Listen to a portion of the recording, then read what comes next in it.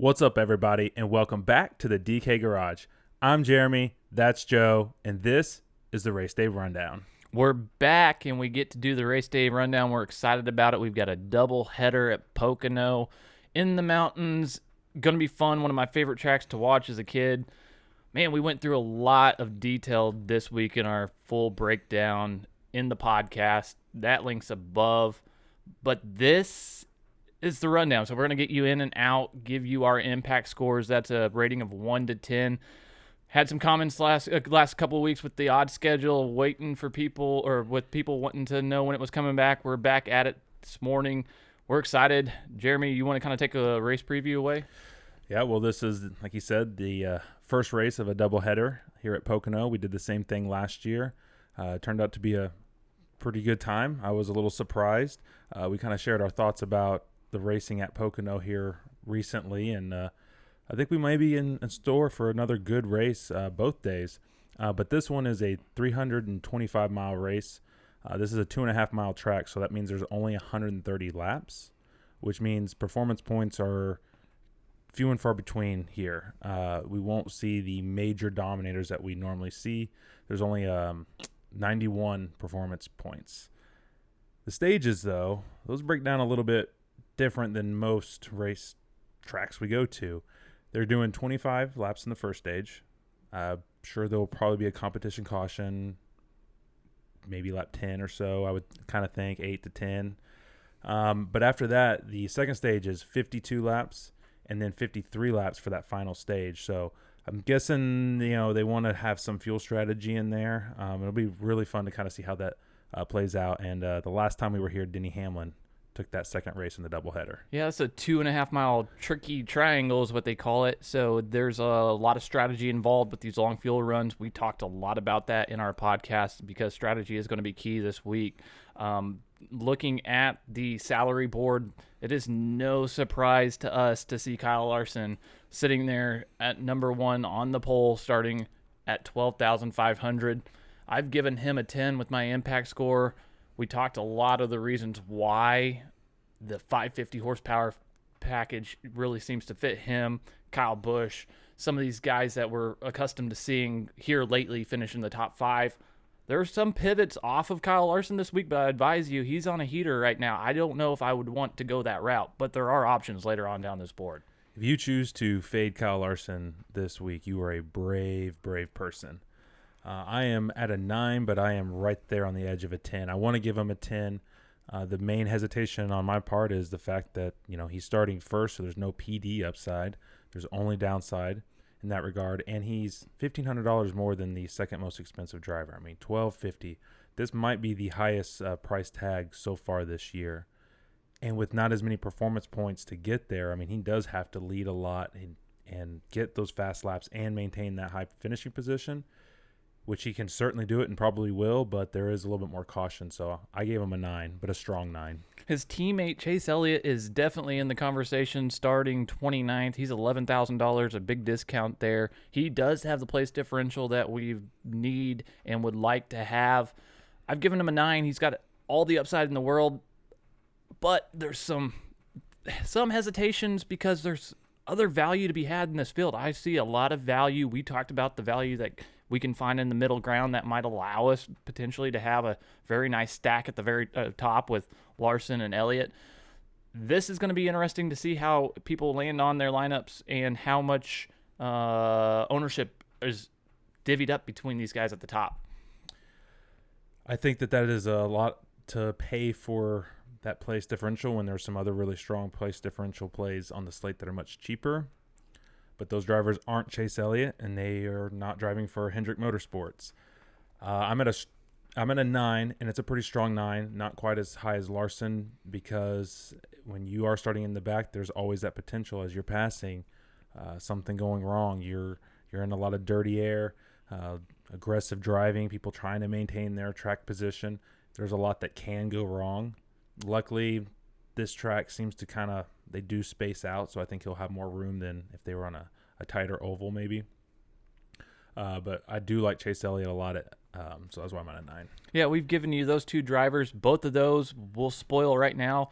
There are checker flag in our race guide. That link's below. It's a great digital magazine that allows you to see some visual aspects of what we're talking about, some data points, and just overall thoughts that we have throughout the process of dissecting the data that we're going through. So definitely check out the race guide below in our description. But Martin Truex is the third guy on this list, starting 15th, 10,700 is his price tag. He's somebody that you look at might having a shot for some place differential, but I've him at a 6 because he has not been very consistent as of late. They have not prioritized tracks, in our opinion, and we talked about it really in detail in our podcast. Tracks that aren't in the playoff mix, they kind of avoid. Yeah, you'll want to listen to at least our portion on Truex if you're also hesitant and want to know why we're hesitant. I landed at a 6 as well, and I'll just kind of say briefly, I don't know exactly how you do your end, but I like to do my impact score without being influenced by your score. And I was honestly surprised to see that we both landed at a 6. Obviously, I know our thoughts about it, but someone in this kind of position, I figure we might be off a little bit. But to be 6 across the board, I thought that was a little surprising. So he'll probably go out there and tear it up and make us look like idiots, but I'm going to stand by that 6. Yeah, we have a lot of the same scores here at the top, but we definitely differ as it gets on down, where we see potential for value, because this field, in my opinion, is deep on this first initial race here on Saturdays. Ryan Blaney is, in my opinion, in a good position. He's starting at 10-2, 27th is where he's at on the starting grid.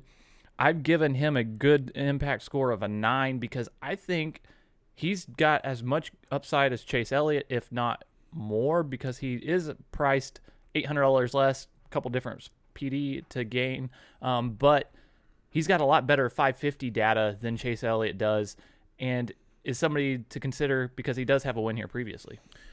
That is correct. I'm landing at a 9 on Blaney as well, which is obviously the same score I gave Elliott. And we give the nod in our kind of rating this week to Chase Elliott, and probably just more so the fact that he's with Hendrick, with what Hendrick has been doing lately. He's going to show up with a fast car. We talked about the DQ and how we think that might affect how they go out and attack this race. But that being said, I think Blaney is still a very, very good option. And, maybe you run a Elliott-Blaney split. I think that could work out, but it's dangerous if Larson does what Larson does. But there are a few guys down on the list that if Larson's not the guy this week, there's a few that kind of stand out to us, but you still need to stack that PD. So Blaney falls into that as a pretty strong 9 for me. And we talk about guys that could be a shift from Kyle Larson. Kyle Busch is definitely in that conversation. He's the next guy, 10,000, starting 5th. I think I've given him an 8 and almost wanted to give him a 9 because of the upside that he has. And when you're talking about the 550 horsepower package, which we have this weekend with a 2.5 mile track, he is right behind Kyle Larson. I'm talking driver rating, finishing position he's actually better in. There's some stuff that he really does stand out in this package that would lead me in GPP environments to want to lead him as maybe a shift from Kyle Larson.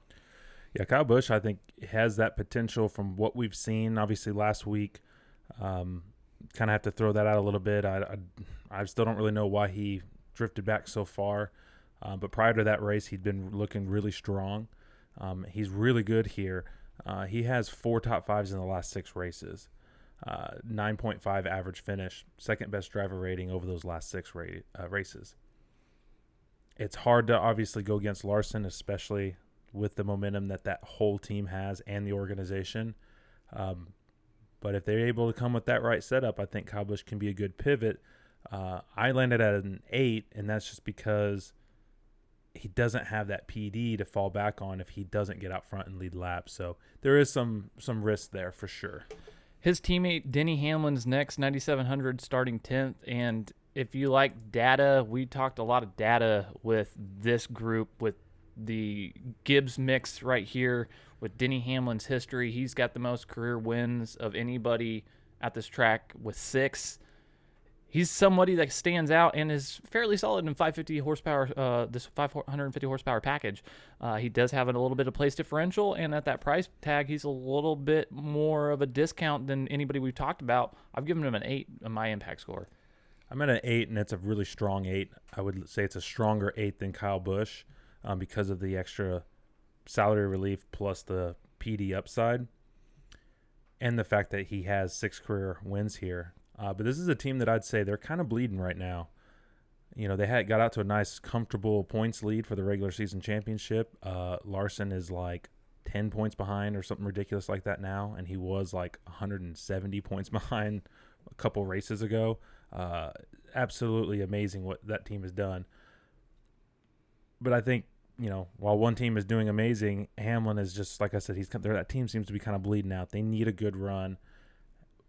With the success that Joe Gibbs has had at this track, I could see this really being that breakout race that the 11 team needs. It won't be easy.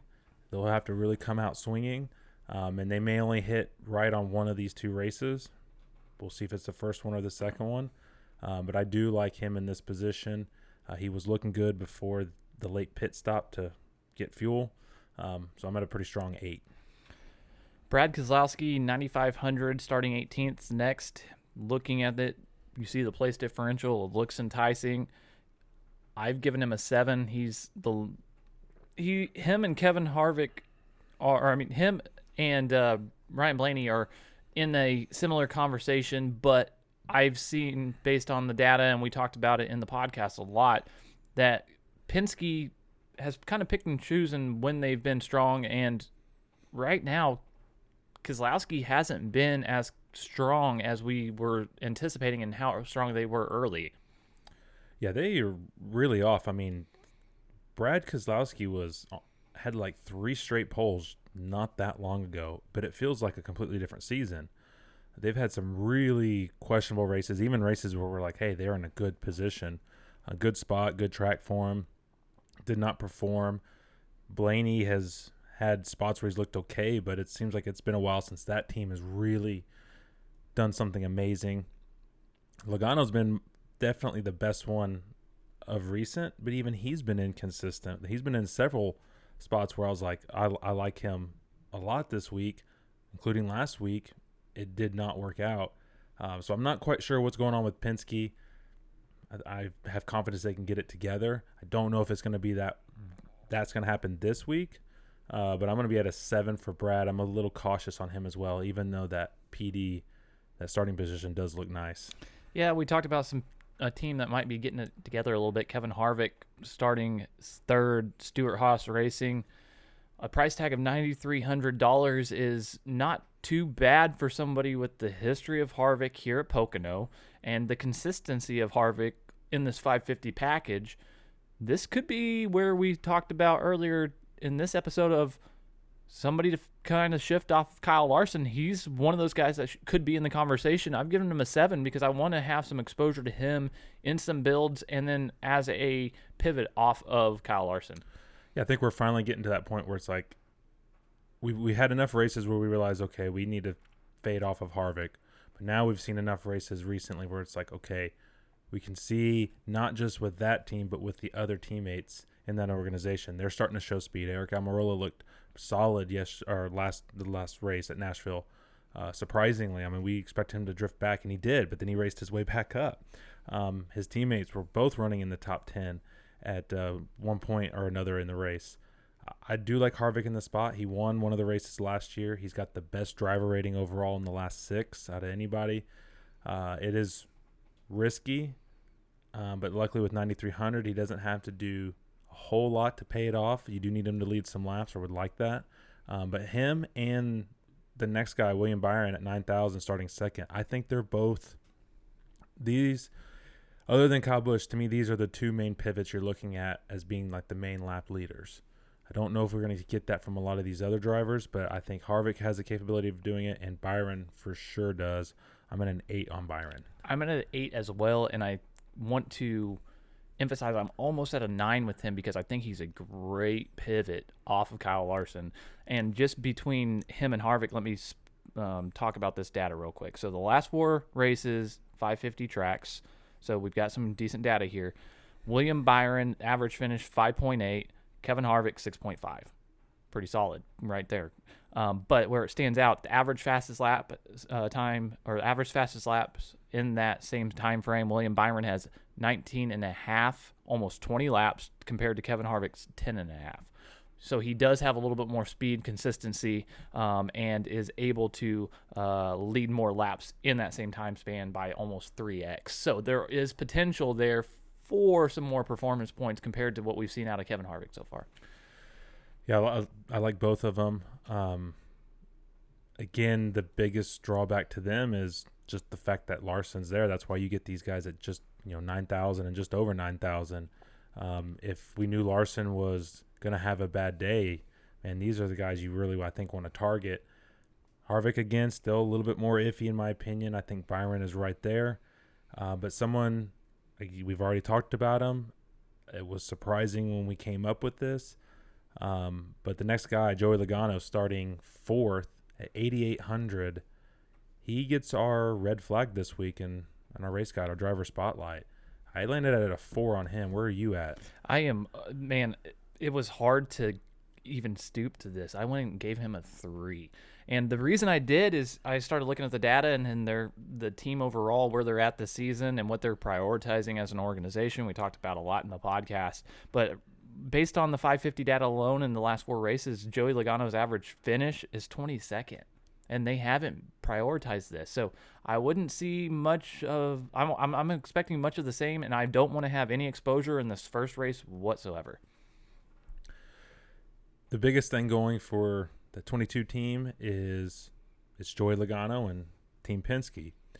So we know they have the capability of coming out and nailing a setup, and he has the talent to do it. But you're right. In the 550 stats, not great. And then when you look at recent Pocono stats, also not very great. I think you can certainly play a couple Logano lineups if you're going to be playing quite a few, just because, again, it's Logano in the 22 team. But I would be very, very cautious this week. And I feel better about the next guy, but I'm also a little cautious. I think we both are a little bit more hesitant on Alex Bowman, who starts 13th at 8,600. I'm at a 5. I know you're at a 6. What's kind of making you lean a little bit heavier on Bowman? Just a tad because of place differential. We haven't seen the consistency of what we have in the 750 with Bowman, so it's just except more for at playoff track. Well, you mean 550? So you said 750. Yeah, I think. Yeah, at 550s, it's one of those things where we're not seeing the consistency versus the 750. So it's really one of those things where maybe he has a little upside. So I'm going to a 6, but there are a lot of guys below him that I feel offer a lot more potential. A guy that made a lot of people, I'm sure, very happy last week was Kurt Busch. This week he starts 8th at 8,400. I'm at a 5. I have to give quite a bit of caution, I think, to Kurt Busch this week. I think if he has a good run, he doesn't finish much higher than 8th. And 8,400, you kind of need him to do a little bit more. Are you any higher on Kurt Busch this week? No, I unfortunately I'm not. It's one of those situations where I've given him a score lower than you.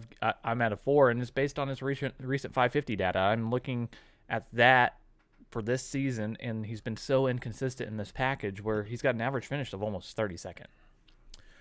So one guy I want to just kind of briefly talk about, because I think he could go a little overlooked this week, but I wouldn't go heavy on him, is Christopher Bell. He starts 9th. He's 8,200. I don't remember the exact finishes off the top of my head, but I think he was 13th and 6th or something. No, that's Maddie D. I think Christopher Bell finished 4th in one race and like 8th in another. And one of those races he started 36th last year, and he was in Bob Levine equipment. He's in Joe Gibbs equipment this year. I think Joe Gibbs has 5 of the last 6 races won here between Hamlin, Kyle Busch, and Martin Truex. I think this could be a really good spot for Christopher Bell. He could go overlooked. He doesn't offer a ton of PD upside, but if things go a little crazy up front, maybe he's a guy that helps you out a little bit.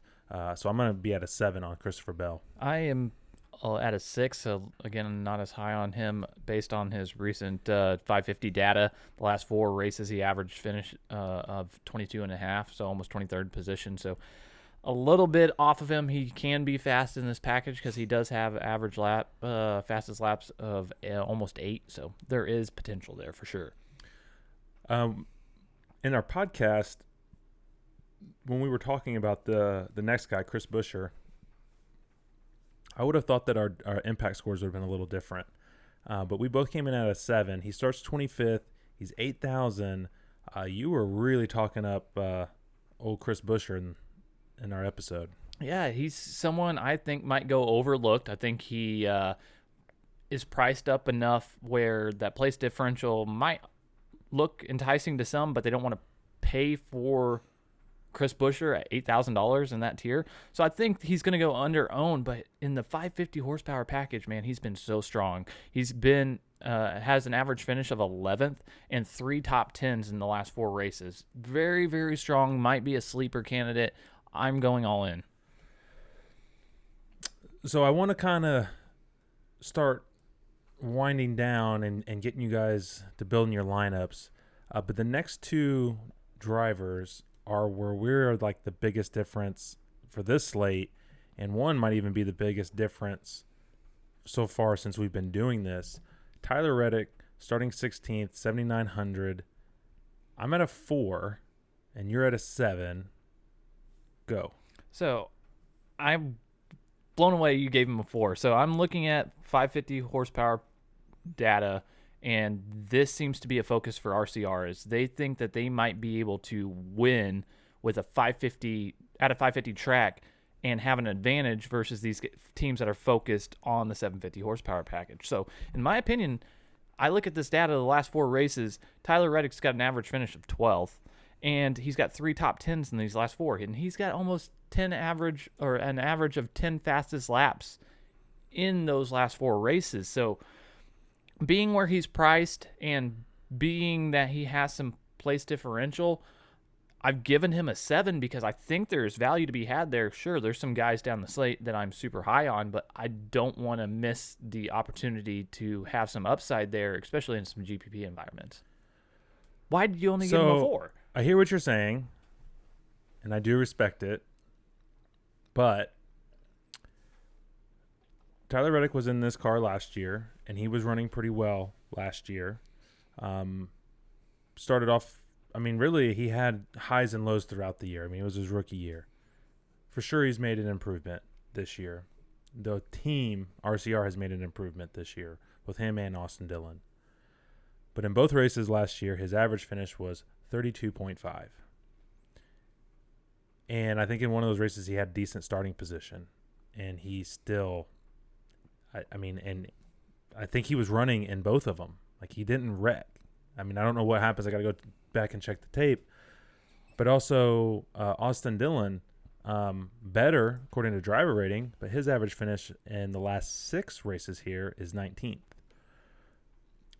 I agree that they are focusing more on the 550s. They've been strong in the 550s, but Pocono is a one-off. Well, technically a two-off. This is not a playoff track. It does not race like any other track on the circuit. They may come out and run well here, but I don't know if they're going to put a lot of effort on this track because the chances of them getting those extra playoff points from a stage win or even a win, I think is very challenging for them. So I could see them kind of almost taking a pass this week. That's kind of my hesitation on both Reddick and Austin Dillon. Austin Dillon, I could pretty much ditto what I just said. I think he even has a better average finishing position in this package, which makes him even more of a candidate, in my opinion, to potentially be someone that could spoil things. I'm just saying, keep an eye out. Not a guarantee, but I think that these guys are both fairly strong. Are you brave enough to play them both in one lineup? No, not with the mix of value we have below this, for sure. All right, well, there it is, folks. Eric Almirola comes in next. He's 7,300. He starts 11th. Surprisingly much stronger than what we were expecting from him. They needed that. The team looks good. This is a good track for him. But I'm at a 5. I'm at a 5. Just haven't seen it consistently enough. And there's definitely way more value to be had, especially with him starting 11th. I don't want to really have any part of it, on at least in this first race. So the last of my real big favorite plays is going to be Maddie D. He starts 21st. He's 7,100. They've had a rough last few weeks. The 750s have not been too kind to him, but he's been better in the 550 package overall. And he, in Wood Brothers equipment last year, finished 13th and 6th. And in both cases, he had positive PD. And I think the first race he started 21st, so right where he's at now. With 7,100, he doesn't have to do too much. They need a good, strong run. I'm going to land at an 8 on Maddie D. I'm at a 7. I think everything you just said is perfect. Like, he's got the upside. He's got an average finish of top 10 in the last 4 in this package. I don't see anything stopping that. I just think there's some guys that might offer a little bit more place differential that have very similar upside. That's why I'm at a 7. I'm at a 7 on the next guy, too. Chase Briscoe, 6,900, starting 28th. I see him in a very, very similar setup situation with Maddie D, but he has more place differential. He had a win here last year in the Xfinity Series. They have stronger 550 data. Stuart Haas looks more consistent. I think I'm going there just as often, if not more so, than Maddie D. I will agree with you up to the last point. I will probably be higher on Maddie D than you, but I like Briscoe as well. What that team and that organization is finally starting to do, I'm looking much better. I'm at a 7. Ross Chastain, we talked about him a lot in the podcast. Really like what they're doing with that team. He's been really strong, got second at Nashville. I'm going to land. It's tough because he's starting 6th. There's a lot of good drivers behind him. I don't know if we'll see that same speed on this track, but I think it's a decent play. I'm going to be at a 6. I'm at a 4 because I haven't seen the speed in this package. So he's got an average finish of around 21st in this package. We've seen the speed recently. That's been 750 stuff. I'm not going to go there, especially with where his starting position is. I feel very similar about Chastain as I do about the next guy, Stenhouse, starting 7th, 6,600. I'm at a 6. No, sorry, I'm at a 5 on him, a little less than Chastain. He's more inconsistent as of late than Chastain, but he surprised the heck out of me at Nashville. I don't know if he replicates that. It seems risky, but maybe a sneaky GPP play, and maybe it pays off. I'm at a 4 on him. To me, him and Ross Chastain are the same exact play with the same very little upside. So I'm not there. Daniel Suarez is next, 6,500, starting 14th. I've given him a score of 5. I think starting 14th is a little high. They haven't been as fast in the 550 as the 750, but it's comparable. I could see him having a decent day, so that's why I'm at a 5. Yeah, I'm going to be at a 6 on Suarez. Essentially the same thing that you just said, but they've been running really strong lately, and maybe that momentum continues, and maybe people are a little scared to play him because he's starting 14th, and that's a little risky. Maybe there's a little sneaky upside there. But someone we are both pretty high on is Eric Jones at starting 22nd, 6,400. We're both at 7s. Really strong here for his career, or at least the last 6. Different equipment. I still think he can get it done. I think so, too. I think this is a track that tends to, I guess, the guys that know how to get around here and have experience and have the ability to get every bit out of their car, and Eric Jones has definitely got that. This track kind of lends to that, and having a 22nd starting position offers some place differential. I think this is one of the guys that you can look to find some salary relief. I think I'm going to lump the next 2 guys together. Cole Custer, Ryan Preece. We got 6,300 for Custer starting 26th. Ryan Preece is 6,200 starting 31st. I think they both have upsides, kind of for different reasons, but ultimately I'm going to land at a 7 for both of those guys. Yeah, I think they are in very similar spots based on the difference in place differential and the difference in their ability to get the results out of the 550 horsepower package. It's right there to be able to easily reach value if they achieve their average finishing positions. Someone that I will probably not play very much of because he kind of screwed me last week. I'm very disappointed in Bubba Wallace. He starts 20th. He's 6,100. Thought he was in a good spot last race. Had problems. Did not work out for me and anybody who played him, obviously. I think he's probably in a little bit worse spot this week. I'm going to be at a 5 on Bubba. I'm at a 4. I could see him potentially finishing in the 18th to 21st position, and if he starts in 18th place or finishes in 18th, he'll be starting second in the way that the invert works, and if he finishes 21st, he'll be 21st, and if he's at 21st come Sunday, there's some value there potentially. So we'll have to wait and see how things mix. I just don't want to have much exposure this first race. Yeah, not on Bubba this week. The last guy I have kind of rated over a 5 is Corey LaJoie. He starts 23rd, and he's 6,000. I'm not in love with this play, but if you are looking for some salary relief, I think he's probably one of the best who's around that 6,000 or less. He's been getting top 20s here recently. I think he finished 15th or 16th at Nashville, which was surprising.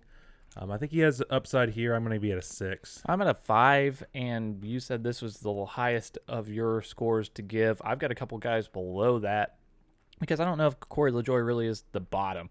Justin Haley is starting 34th, so you'll have some upside there and some place differential, but we really haven't seen any consistency with that team to really feel strong. I've given him a 5. I know you did too, but the guy I think I've given a 6 towards, where I'm a little bit higher than you, is Ryan Newman, 5,800, starting 19th. He's somebody that has some track history here that recently has had some stronger finishes, and in this equipment, the 550 horsepower package, he's got an average finish of 17th. I think he could be somebody you could have for some salary relief. It's a little hard to trust Ryan Newman this year. I mean, he's been in some decent spots where he hasn't performed, and he's been in some decent spots where he's overperformed. So to me, it's a little hard to get a good read on Ryan Newman. I'm at a 5. I can totally see exactly what you're saying happening and playing out, but I can see him dropping to the rear. That's why I'm iffy. But the guy that, other than the few that we've already talked about, the next guy was we talked about more than I thought we would in our podcast, and we definitely see this differently. Michael McDowell, 5,600. He starts 17th. I'm at a 5, and you are at a 7. I think this is one of the keys to this slate this week. I talked about it extensively in the podcast, so please check it out. And again, if you liked anything that you saw here today, hit that subscribe button because it really helps us out. But why I'm so high on Michael McDowell is in the 550 horsepower package, his average finish place or position is 13.8. So that is something that's very strong. He does have some fastest laps in this. Sure, we've had super speedway action, but it's been consistent. And then if you don't agree with just this package overall, one thing I pointed out is the season history and everything overall. His finishing position is 16.7 is the average over the season, the 17 races that we've had so far. So if you do that, he's starting 17th. Say he loses one position at 18th. He's still at 4.3 value. If he gains a couple positions, which I am saying I think he has a great opportunity to do, then he's reaching 5X and is very key to the slate. They have been better recently, especially this year. But Michael McDowell has an average finishing position of 21.7 in 6 races, the last 6 races here. And he has one top 10, which is nice, but only that also counts as his only top 15. And he's got a 3, only a 50% for top 20s. To me, the way I see it is McDowell is a nice play. I'd say he's a fairly safe play, but I don't necessarily see him finishing much higher than where he's starting at. Maybe that's enough at his salary to get enough of the right guys above him that really take off. That could work out. But to me, I don't see as much of an upside with Michael McDowell as maybe you get with some of the other guys, although they are a little bit more risky than what McDowell is. So there's some pros and cons. In my opinion, I see more of the cons with Michael McDowell. You obviously see more of the pros. Beyond him, we got Anthony Alfredo. I'm at a 4. You're at a 5. Beyond him, I personally wouldn't play anyone else. If you did see the podcast, you heard my little rant about these punt plays and what happened at Nashville. that if you want to go down there, we rated them. No one's really over a 2 except for BJ McLeod. I really got nothing else to say for any of these other drivers. Anyone else you need to talk about? No, that's about it, but we definitely appreciate all the support out there. I noticed a couple comments asking when the race day rundown was back, so it's back. We're excited. Hopefully the schedule lends itself so that we can get more of these in throughout the rest of the season. We definitely appreciate the support on our Patreon. We've seen an uptick in visits and subscriptions there. We've got some specials that we're running that are discounts for people that sign up early and get in on the action. We really do enjoy seeing winners, and we've been seeing them a lot more recently. Guys that are really getting some good ROI. We love it. Managing your bankroll is what it's all about, and we try to help you do that. We try to help you get a couple different platforms. We've got our race guide and everything below in our description, so please check it out. Follow us on our socials. Definitely active on Twitter. If you have any questions, let us know there. Let us know in the comments if you want to see something that we're not including or whatever the case may be. But we're excited. We're ready to get this race underway and give you some action as well on our race day rundown on Sunday. So, without further ado, I'm Joe, that's Jeremy, and this has been the race day rundown for the DK Garage. We'll catch you next time.